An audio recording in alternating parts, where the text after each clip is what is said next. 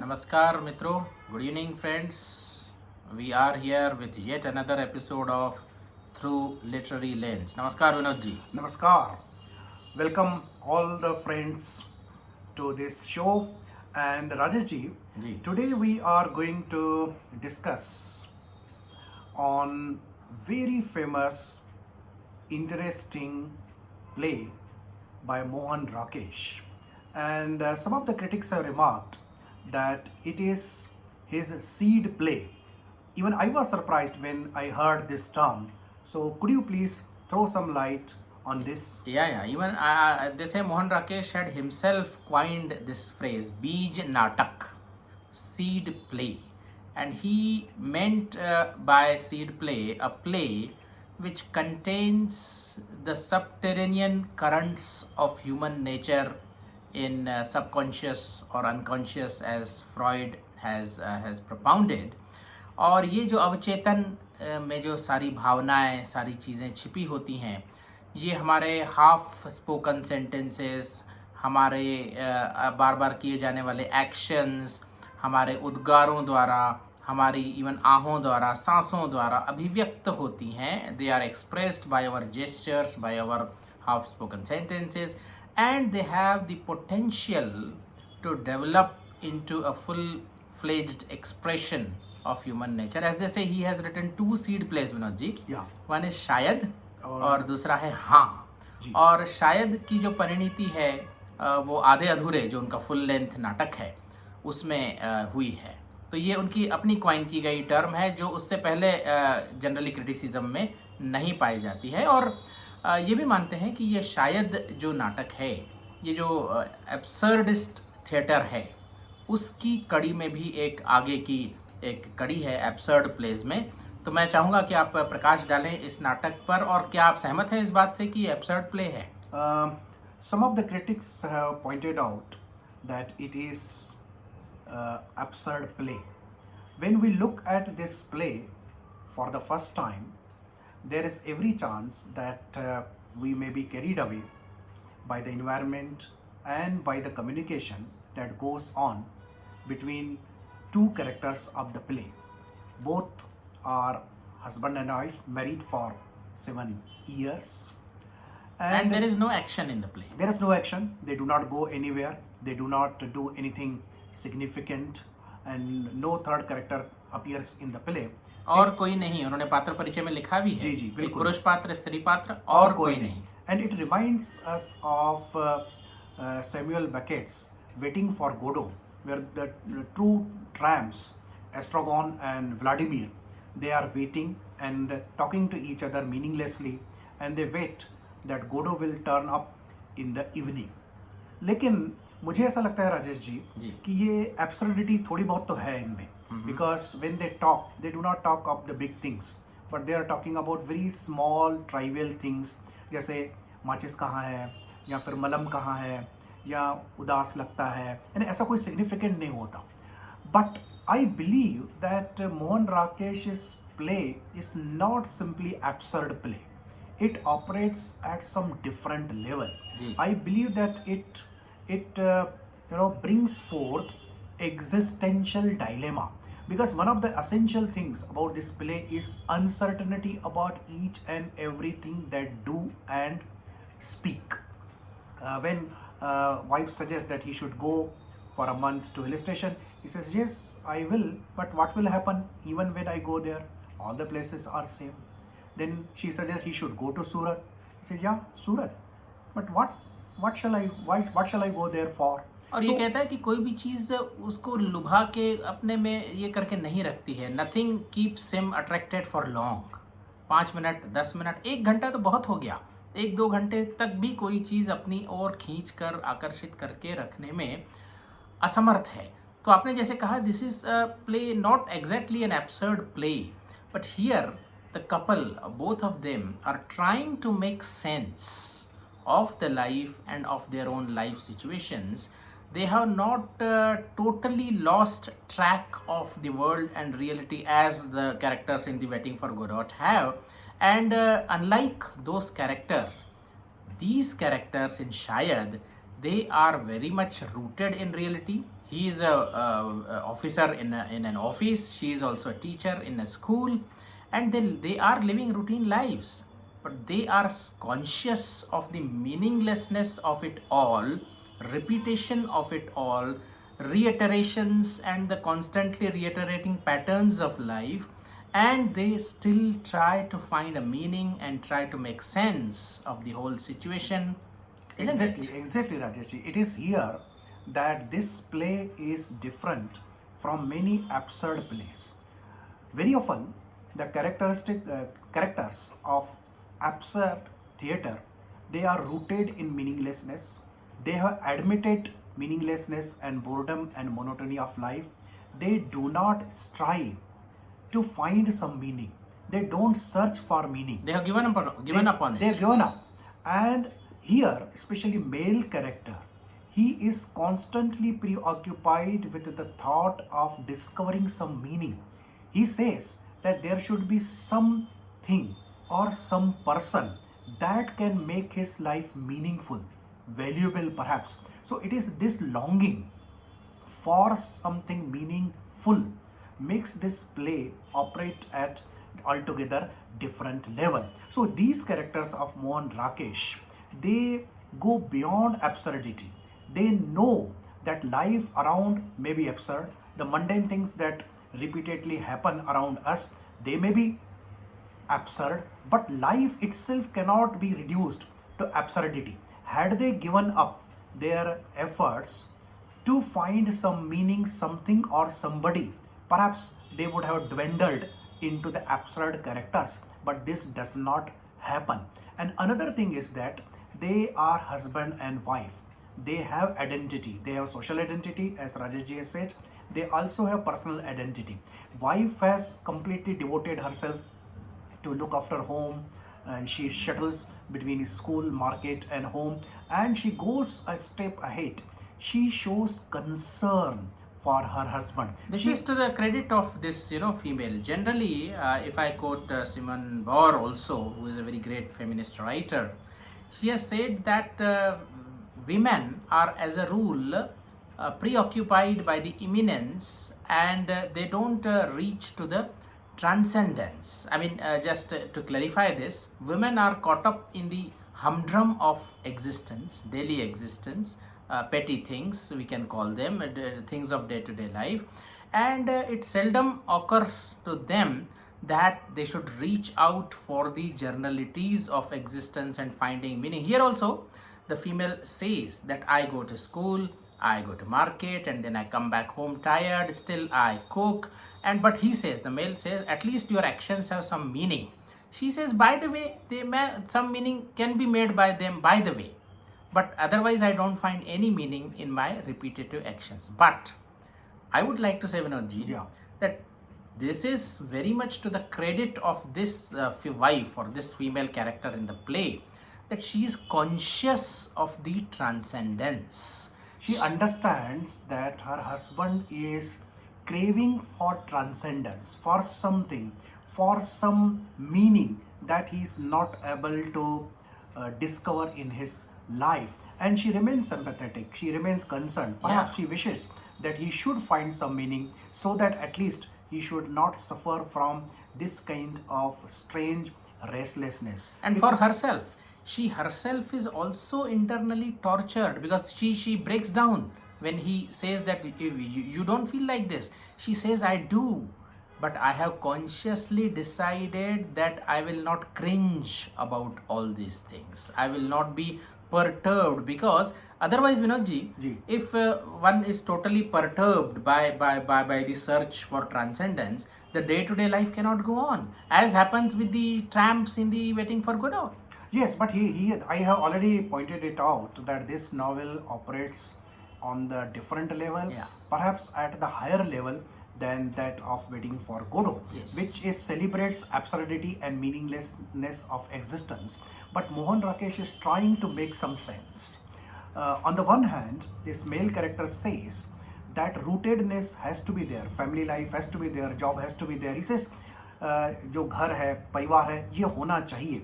इसके अलावा भी कुछ होना चाहिए। तो ये इसके अलावा जो कुछ की जो खोज है, मुझे लगता है ये इस प्ले को अस्तित्ववादी नाटक बना देता है। And maybe he is trying to be true to the kindred points of heaven and home, as Shelley puts it. This search to have the best of both worlds, we will call it. What shall we call it? Yeah, because one is a day-to-day's world, that is eminent world, and another is a transcendent world. Perhaps some philosophical framework, some metaphysical framework, spiritual framework, not simply the idea, but certain things and the people who fit into this imaginary framework of the character. So perhaps that is the transcendence. He does not speak of renouncing the world. Yeah. He does not simply get disgusted. He does not try to commit suicide like those like that of the character of Samuel Beckett. But he is a proper gentleman. He does not do anything that betrays his lunacy. And he can't find meaning in the routine things naturally. I mean, if we go by Viktor Frankl's analysis of meaning in his world famous book, Search for Meaning, he says there can be three kinds of meaning. One is a passive meaning in art or in love, another is active meaning in doing some tasks, and the third meaning is in attitude. You cultivate a positive and meaningful attitude. Here I think he can't find meaning in these three traditional categories, if we may call it. Exactly. But he is troubled not because the world is meaningless, Yeah. but he is troubled because he is not able to discover the meaning. He does not say, Or rather create the meaning. He does not make a universal statement that the entire world is absurd for all the people. Yeah. He does not say like that. Yeah. And Mohan Rakesh certainly has made this play of universal significance, because he brings forth the very important issue of alienation in relationship. They live together, they continue their marriage. At no point they indicate that they want to walk away from the institution of marriage, but at the same time they are not able to communicate at the deeper level. They seem to be connected, they seem to be communicating, but at the same time there is lack of communication. There is a disconnect somewhere which is quite conspicuous by the dialogue as it appears in the play. And we are also reminded of Carl Jung, who Yeah. speaks of afternoon psychology or middle age crisis. When you have all the luxuries and comforts in the external world, the real trouble starts from there. Osho ने भी एक जगह कहा है, जब तक आपको रोटी, कपड़ा, मकान, रोजगार की चिंता रहेगी, तब तक आप कष्ट में रहेंगे. जब ये सारी चिंताएं समाप्त हो जाएगी, उसके बाद ही परिस्थिति ऐसी होगी, वहां से दुख प्रारंभ होगा. और मुझे लगता है कि इनके जीवन में अब वो दुख प्रारंभ हो चुका है, और दुख से होकर ही अगर कहीं जाएगा तो रास्ता सुख की ओर जा सकता है, ऐसा रजनीश ओशो भी एक जगह कहते हैं. अब ये बीज जो है ये किस तरह पल्लवित होगा, ये काहे का बीज है, ये समझना बड़ी कठिन बात है. क्या ये मीनिंगलेसनेस जो है ये बढ़ता जाएगा और पूरी जिंदगी अर्थहीन बनी रहेगी, या कहीं ना कहीं, because both of them are trying to communicate to one another, alienated हो गए हैं एक दूसरे से, पास रहकर भी उनसे मिल ना सके, साथ रहकर रहे उम्र भर अजनबी, ये बात तो आ चुकी है. लेकिन फिर भी जैसे खास करके जो फीमेल कैरेक्टर है, she tries to reach out, she tries to suggest to him ways of finding a temporary meaning at least. तो कहीं ना कहीं ये फिर से कहीं मीनिंग बना पाएंगे या क्या होगा, या बीज किस तरह किस दिशा में जाएगा, ये केवल उन दोनों पर तो डिपेंड करता ही है, पर आसपास का जो परिवेश है, आसपास के जो लोग हैं सब, क्योंकि और कोई नहीं, लिखने की क्या ज़रूरत थी लेखक को पात्र परिचय में. तो शायद कहीं मोहन राकेश जी कहना चाहते हैं कि बाकी जो कोई हैं उनका भी बहुत बड़ा रोल है, होने चाहिए बाकी भी कोई.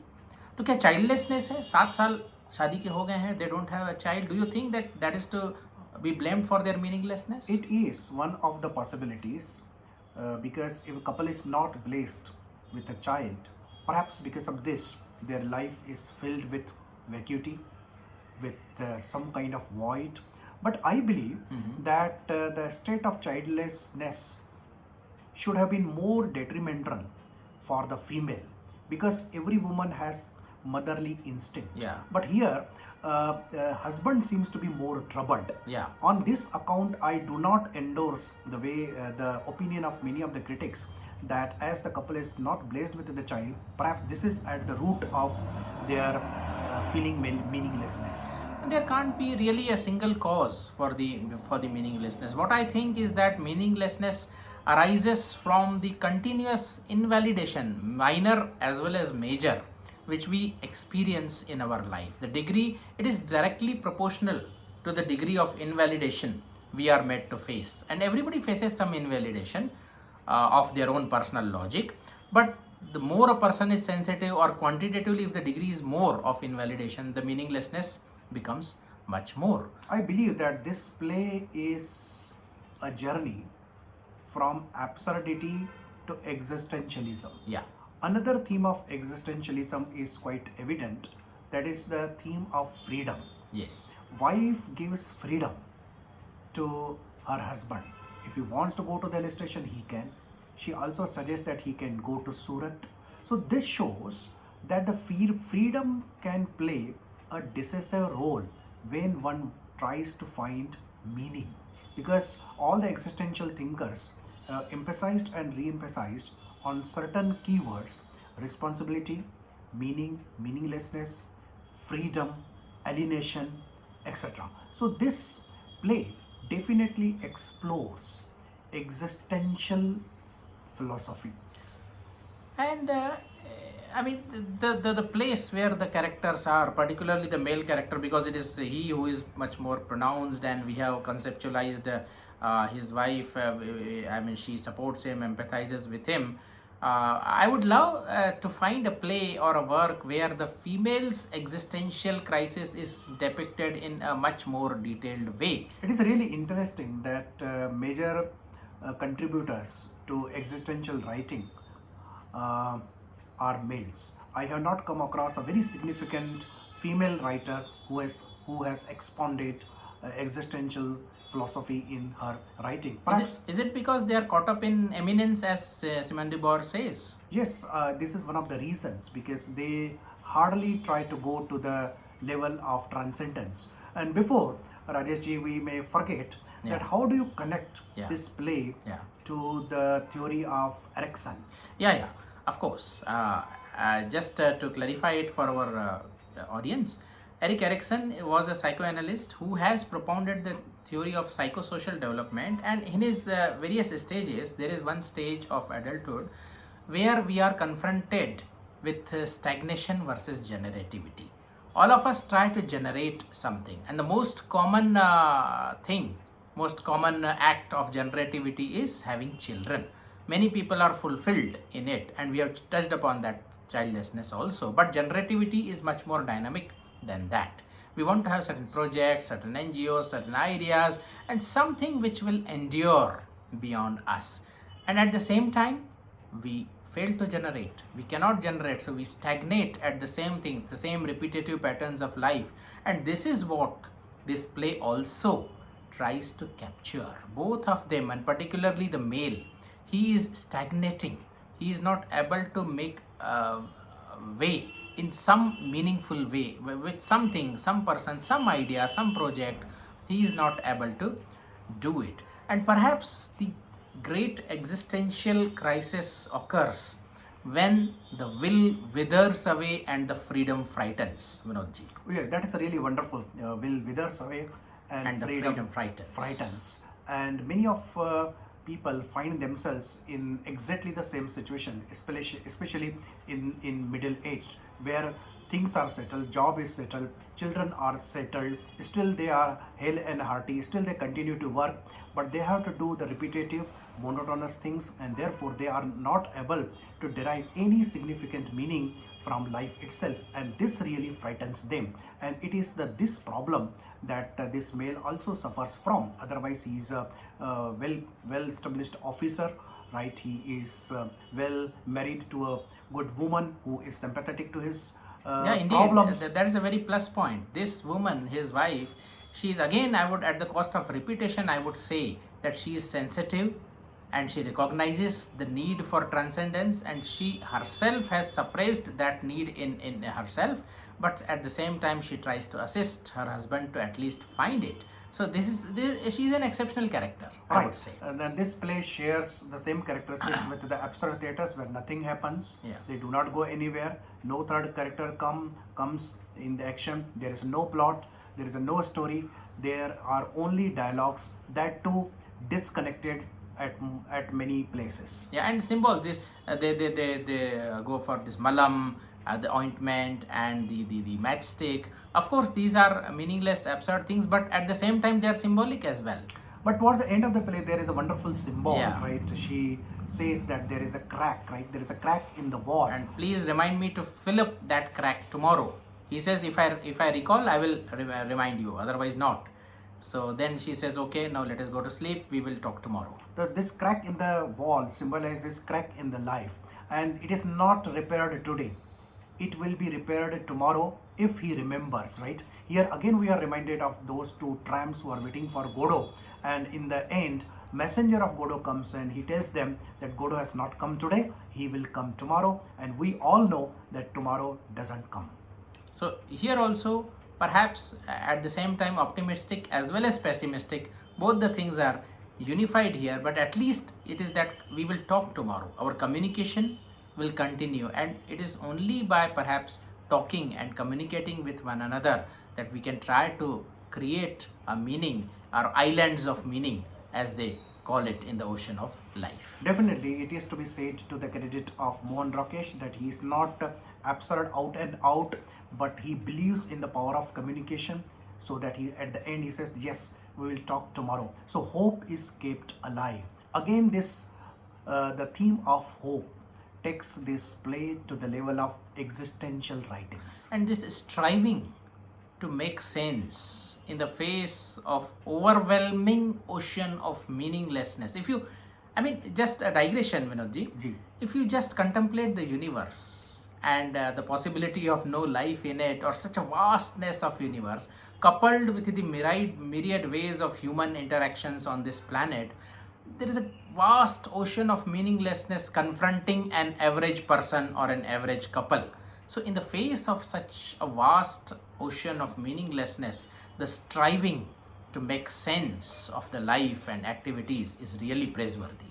Exactly, but in my own humble submission, there is meaninglessness. In the end, everything turns out to be meaningless. But we have to make sense. We have to create a meaning within narrow limits of situation.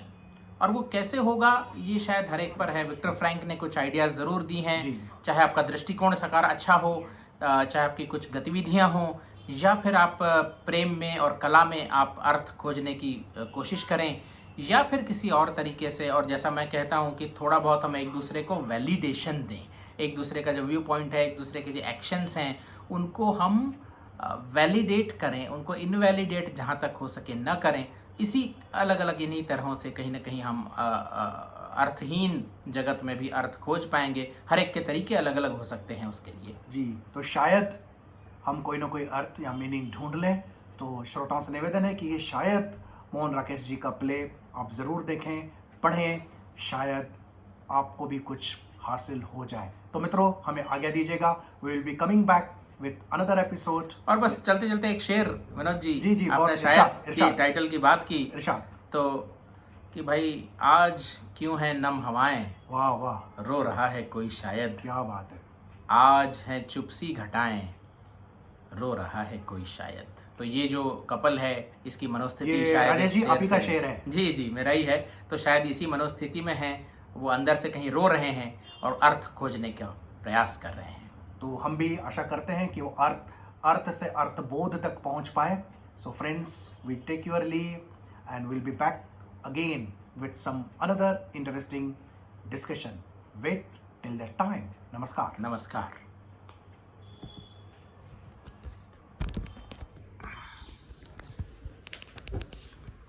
Voice over on. Take picture. Take picture. Stop recording video. Button.